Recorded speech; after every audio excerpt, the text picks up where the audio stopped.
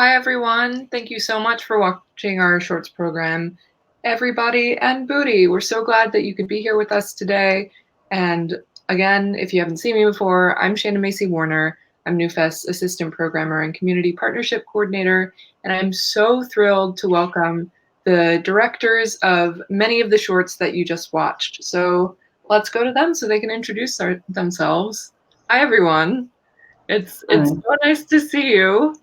And I would love it if we could just go maybe from top row down and have everyone introduce themselves and say a little bit about your film.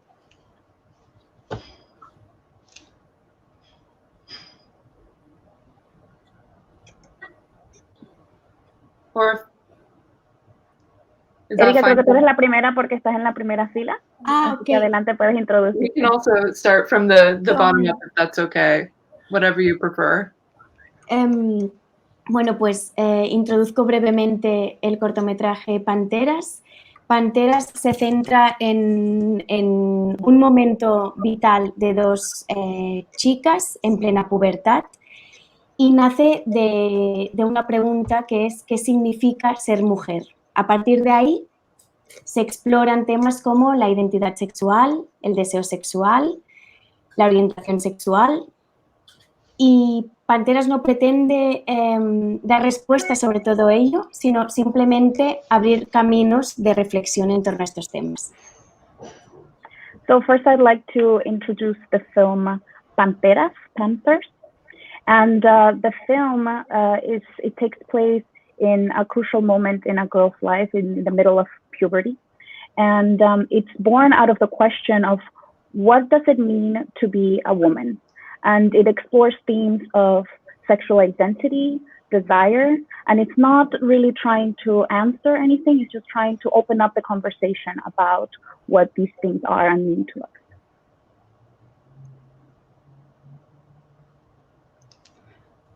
Oh, it's my turn. Yeah. Yeah, sorry. Sorry. So my name is Jamal. I play the role of Sherry, and I'm also the co-producer of the short called Mes Chéries. It's a part porn, a part documentary, and this movie was created as a way for me to say goodbye to my breast before my top surgery, and also as a way also to pay tribute to my, let's say, my female form. So I wanted to reenact a moment in my life when I felt the most empowered as a female character, and this was when I was working as a sex worker. So the movie, I'm not going to say too much about it, but this movie is about paying tribute to a part of my identity, basically. And it happened in Berlin, the shooting.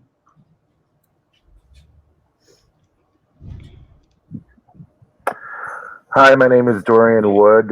I am the co-director and star of Baisa, which is a fever dream type of exploration of queer and trans brown sensuality, body positivity, and individuality, in that I wanted to present our incredibly beautiful and diverse community of bodies that are not usually showcased in a sensual and sexy way, and present depictions of these, but also empowerment in our own individuality within our community.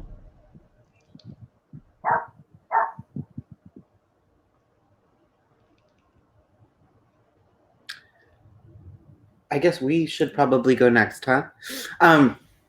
So I'm Stephen Ira. Hi. I'm Chris Burnson.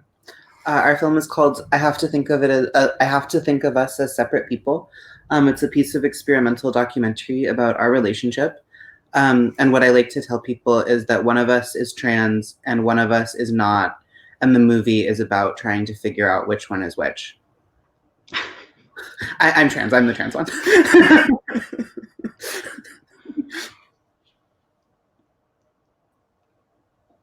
Okay, should I go? So yeah, hi, my name is Shay. I'm the director of Dung Dog.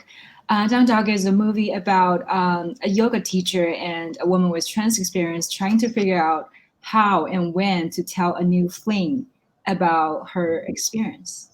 Yeah, it's an interesting question that I think many people in the queer community deal with, whether to tell, when to tell, and whether if it's worth to tell, depending on the experience itself. And it's, many experiences are extremely personal and individual. A lot of acceptance and rejections are very silent. And I was interested in exploring that. Hi again, everyone. Thank you for giving your descriptions. That was wonderful. Good timing for my internet to cut out because I've seen all of your films and love them so much. So I'm glad you could all get a little bit familiar with it. Going in the same sort of a fashion, I would love to know what was the inspiration behind your film? When did it first come to you? And I guess for Stephen and Chris too, was there somebody who had the idea first? Did it come organically? So in any order, if we want to go reverse even and have Shay start. Yeah, sure. So the story came to me, actually, it was a writing piece that I discovered from a workshop. I go to Columbia University and we're a film program. And the woman who was writing that story was interested in depicting a trans character, but she herself is cisgender. And me seeing that script, not having anybody willing to direct because they didn't feel entitlement to me as a queer identifying person, I'm just like, no, I'm not going to let another incredibly written character just like not being filmed as, an exercise that's them, like having many other story being filmed in a program. So that's basically how I found the script. I adopted basically from a pool of scripts, and then I was able to do researches and talking to the trans community and talking to my trans friends to be able to come up with a story, and casting an amazing, incredible cast to work together and becoming, like something else. So yeah, that's how it started. Oh, so if I think it's them on the bottom row. Who should go next? Let's have Jamal go next. We're going kind of in a reverse order now. Okay. Yeah, so this movie, I had the desire to make this movie, like I said, as a farewell, it's a tribute movie. Originally was just because I wanted to make a movie about saying goodbye to this part of my body 1 month before my mastectomy. But the more that the process unraveled, the more it became something like deeper and a bit more emotional along the way. I didn't realize that I was not only saying goodbye to my boobs, I was also saying goodbye to 30 years of female identifying character. So this was really heavy in a beautiful way. And so this is the inspiration behind the movie, just a beautiful tribute that I wanted to make for myself, basically. Something to remember. Yeah. So the inspiration for Baisa was based on a song that I had written. The song itself in Spanish was about having an experience with a closeted man, and how I've had several experiences like that throughout my life, and wanting to frame that in a positive way. But at the same time, I wanted to expand the conversation from that point where I could show a possibility of, my body being shown in a sensual way as I've seen it for a very long time.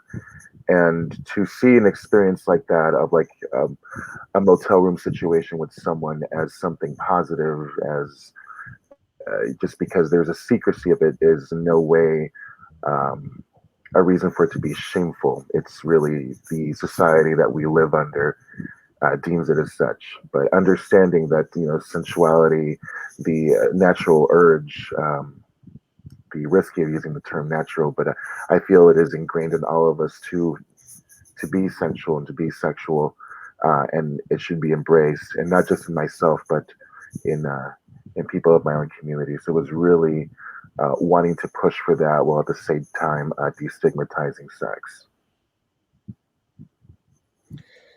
Well, for us, we came up with this idea together. It wasn't really that hard to come up with the idea together because we're together a lot. So it really came through a bunch of conversations. For us, our main motivation was the reality that there's not a lot of visibility of gay, male, cisgender, transgender relationships. That's not something that there's a deep history of. So we really wanted to get together and make something that could show that that's possible, not just for ourselves, but for other people. Yeah, we really just wanted to celebrate and uplift relationships like ours, which has been, people have really, when we've shown the film around, really responded to it, which you know, makes me realize, like, again, like how crazy it is that these relationships exist, but often the world talks about them as though they don't. Certainly the way that I was talked to about myself and my, you know, the possibilities for love in my life as a transgender man was that relationships like mine and Chris's don't exist, never could never exist. So yeah, we just wanted to like affirm and celebrate the form of love that we have together.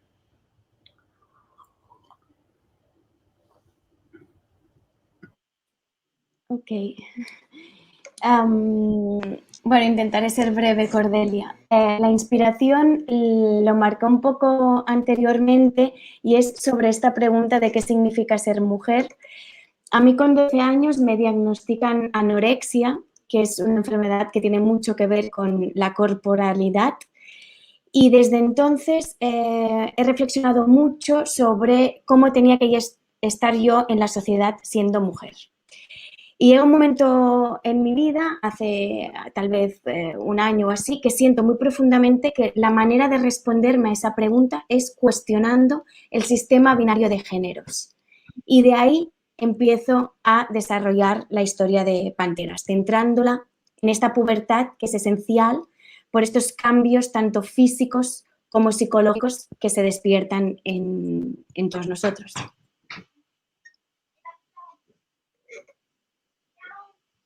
Oh, Cordelia, your mic. So I spoke a little bit when I introduced the film about how it started, and it was that question about what does it mean to be a woman. And when I was very young, I was diagnosed with anorexia, and it's really something that happens that has very much to do with how you see your body, right? And about a year ago, I started to, and after that, I really started to think about how it is that this happens, how it is that you get to that place. And about a year ago, I started to think specifically about this binary system of gender. And that's really when the movie started to come together. And I decided to focus it in this pivotal moment of puberty, when you're exploring the physical and the psychological is kind of moving forward.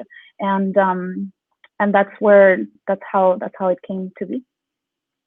Amazing. Thank you all so much for so many varied answers. And every time you talk about your films, I just can't wait for everybody to see each other's. I would love to know, because this is something that's kind of come up across each of your shorts and talking about it. You're each portraying something that maybe is not seen that much on film. For Stephen and Chris, looking at this gay cis male and trans male relationship. For Shay, looking at this question of disclosure. Jamal and Dorian, for looking at these very personal kind of journeys. And then Erica, for looking at this cross between binaries that doesn't really get explored outside of a specifically trans lens.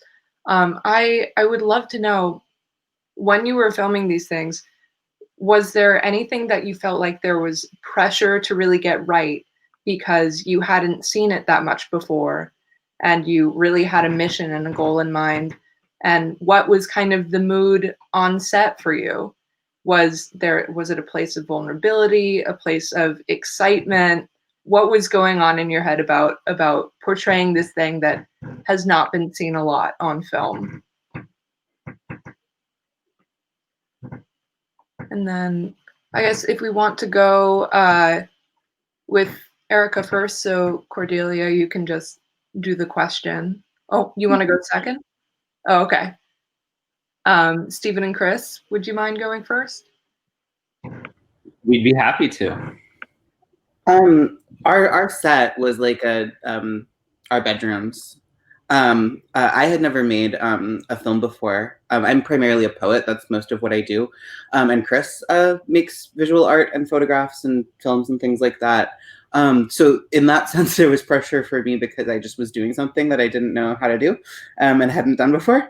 And I suppose I felt pressure to, as a trans artist, there's always this sort of added intense layer of pressure to be like the right kind of trans and to represent being trans in a good and proper way, both in a way that's just very sort of harmful and comes out of a kind of hegemony, and also out of a very sincere, desire to do right by my community and to want to like stand by my trans siblings in the right ways. So there is that pressure, but I think we were just very lucky in that we were working on something very intimate in a very intimate environment. Yeah, it developed without a specific timeline. We just thought about the idea, talked about it for a while, and we were able to shoot with each other. And then we just recorded conversations largely in bed and just allowed that kind of intimacy to envelop the whole process for us. Yeah, lovely. It definitely comes across in your film too. And I'm so glad you welcomed us into that intimacy. So thank you for that. Thank you. Thank you. Erica, would you like to go? Yes. Now, yes. Ok, sobre si sentí algún tipo de misión, yo crecí con Kelly y Brenda de Beverly Hills 90210, Sensación de Vivir. No sé cómo era en Nueva York, seguro que conocéis la serie, que eran mujeres hiper estereotipadas y tuve muy claro que algo tuvo que ver, series de este tipo, con mi problema con la anorexia y mi manera y mi reflexión en torno al cuerpo y la feminidad, ¿no? Entonces, evidentemente, sentí a la hora de ser cineasta que tenía que trabajar mucho con este tema. Y es algo pues, que trabajo habitualmente, y en Panteras de alguna manera lo hago, creo, de una forma más madura porque ya llevo un tiempo, ¿no? en la profesión, entonces puedo como expresar mejor, ¿no? Estas nuevas representaciones y esta crítica y esta misión que tengo. En el set hubo un ambiente muy, muy bueno, muy divertido. Las actrices entendían en todo momento que lo que estábamos haciendo era algo que traspasaba la propia historia de Panteras, y entonces también todo el equipo de alguna manera se impregnó de esta misión de hacer nuevas representaciones, ¿no? sobre la feminidad. O sea, tiene mucho de político Panteras, si quieres, en este sentido. Thank you. So I grew up watching Kelly and Brenda from 90210. And they were very stereotypical women. I don't know what it was like for people in the States watching this, but that's how it feels like for me now, at least looking back. And I really think that this view, what I was watching, affected what eventually affected the way that I view my body and the anorexia that I was diagnosed later on. And so yes, for me, making films does have this mission, and you can see it in Panthers, and I think it's even because I've been doing this for a while now. In Panthers, there's more maturity that I can bring to that, and we want to show new representations of it. And in terms of what it was like on set, well, the actresses, they knew what we were doing, and they were all kind of they were able to adapt to take on this mission that I was on as well. So in many ways, the film is also quite political in that way. Thank you so much.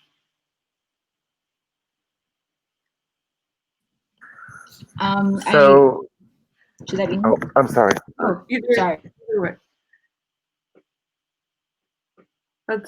Let's go with Dorian. Thank you. So we were faced with two different scenarios, and in a way, two different missions with our film. But again, I wanted them to really meet and harmonize. Like the one scenario that we had, which was in the motel room during the lovemaking scenes, that was actually quite nerve-wracking for me because we were renting a motel room and the motel owner was very suspicious about what we were doing, just bringing in camera equipment. I never cleared it with him as far as what we were doing, just out of fear that we wouldn't be allowed to even film simulated sex in this motel room. And at one point during one of the lovemaking scenes, he knocked on the door and I was just mortified, and somehow he just like was fine with it, just saying that we couldn't have more people in the room than what we had already. So I'm like, don't worry about it, no one else is coming. And then the other part was it being in the park and all of us just dressed in our most just vibrant, beautiful manners and owning our moment in the park as queer, trans, and non-binary people. I feel like both situations really embodied the fear and uncertainty of the times that we live in, regardless of, pandemic or not.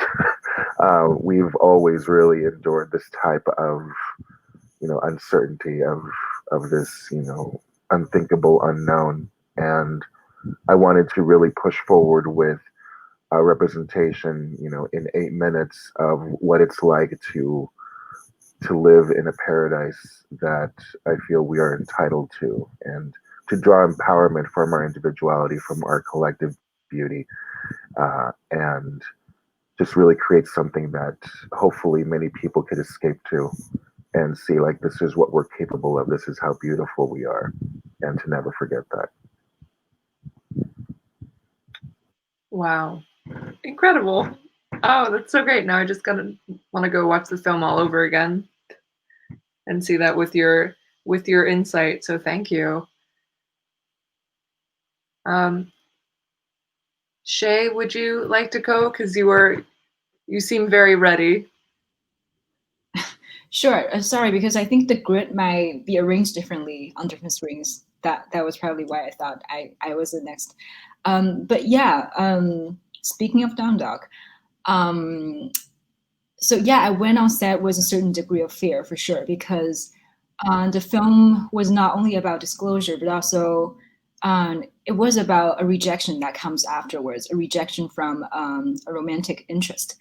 And I went on set in a certain degree of fear because I am a fear of, facing that rejection that, like many people who were interested in participating in this project at the first place all felt, in a way. Like, that's how we connect. We connect with the rejection, and that's what was this film was about. But filming it, exposing the wound, was difficult, I guess.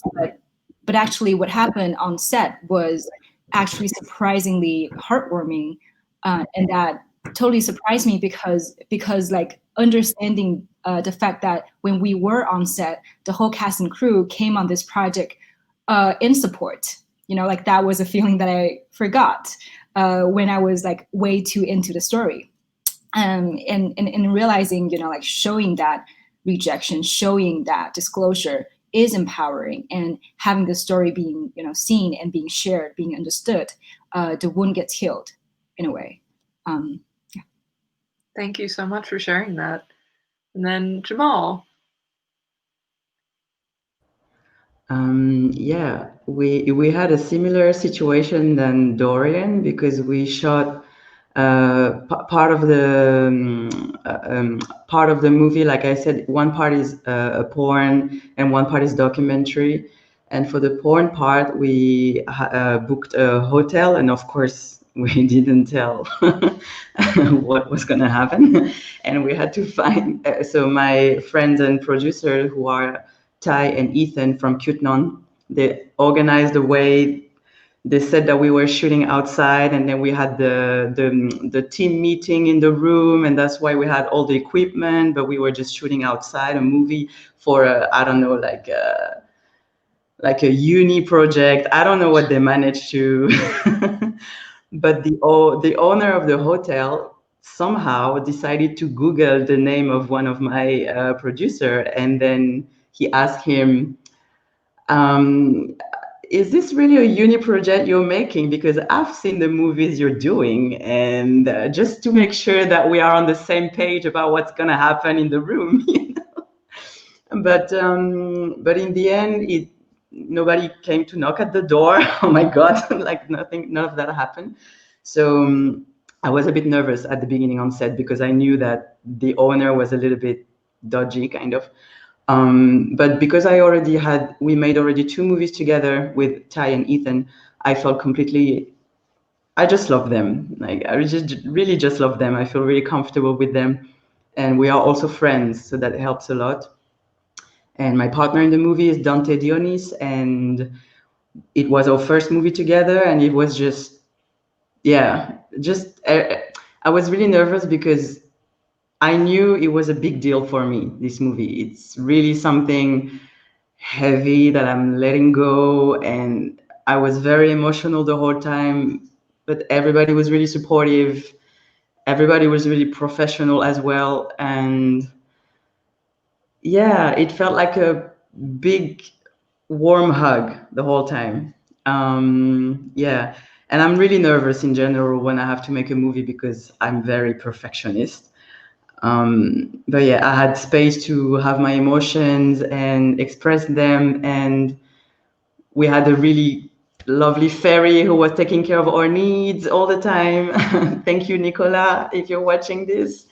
Yeah, so the scenes outdoor, because we shoot outdoor as well, were a little bit more stressful because we were in a very busy part of Berlin. And like I said, I'm playing the role, I'm reenacting the role of the sex worker that I used to be when I was working in this brothel. So I was dressed accordingly, and needless to say that this attracted a lot of attention and a lot of weird attention. But we managed. It was also really cold, actually. This was the most annoying part, but yeah, it was a beautiful set. Yeah, that's all I can say. Thank you for overcoming all of that to be able to produce this short, and for everyone. I'm so glad that your final product is what we get to see. I know we have to wrap up right now, but very quickly, I would love to go through and just ask, if we want to follow your work, where can we find you in the meshes of the internet, or further than that? And if we could just go, I guess, from Jamal back in the same order. Okay, so I have some work on Pink Label. You can, if you type Jamal Phoenix, you will find my work. You can also follow me on Instagram, jamal.phoenix, and this is usually where I post all my updates on where to find my work. My website is shayzhu.com, and also you can follow me on Instagram, I guess searching shayzhu. And yeah, continue making queer movies, of course. You can find me on Instagram and Twitter as Dorian Wood Music, and I'm posting constantly about what it is that I'm doing, and DorianWood.com is my official website. So I hope we can all connect and keep creating. You can find my work at Stephen Elizabeth Ira at StephenElizabethIra.com. Elizabeth is my middle name. Stephen is with a PH. Ira is IRA. StephenElizabethIra.com. Read my poetry. And my website is chrisburnson.com, and I'm also on Instagram at chris.burnson. Pues yo, aparte de directora, soy productora, entonces mi página web es Antibao Cinematográfico y ahí hay un perfil con toda mi biografía y mis trabajos. Además, soy muy activa en Instagram, que soy Erika con K de estrella, con una E, de estrella, igual en Twitter. Y bueno, yo quisiera decir a la gente que nos vea que me pueden escribir todo lo que quieran sobre panteras y lo pueden hacer en inglés, que no hay ningún problema porque yo entiendo el inglés escrito y también cuando lo hablan, pero tengo como más dificultad al hablarlo yo. Pero que sin problema cualquier persona que me quiera seguir me puede escribir en inglés. Y muchas gracias. Oh, Cordelia, your mic. So aside from being a director, I'm also a producer. You can find me on the website Antibao Cinematográfico. And you can also follow me on Instagram and Twitter at Erika de Estrella, Erika E-R-I-K-A. De Estrella, Erika, ¿esto es de Estrella? Yes. D-E-S-T. Okay.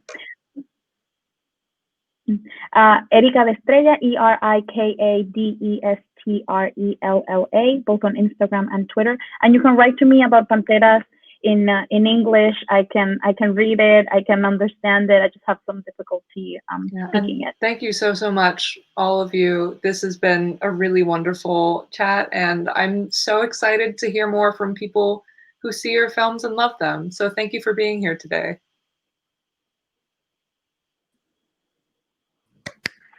Thank you. Thank you so much. All right, so that concludes our amazing Q&A for everybody in Booty. Again, I'm Shana Macy Warner. If you liked this shorts program, there are so many others for you to check out. We have incredible intergenerational programs. We have boy shorts, girl shorts, trans and non-binary shorts. We also have an amazing genre shorts program. It's all over the place. It's beautiful. Please go to newfest.org if you want to check them out. And we have over 120 film programs. And thank you again so much for taking this journey with us. Hope you have a great day.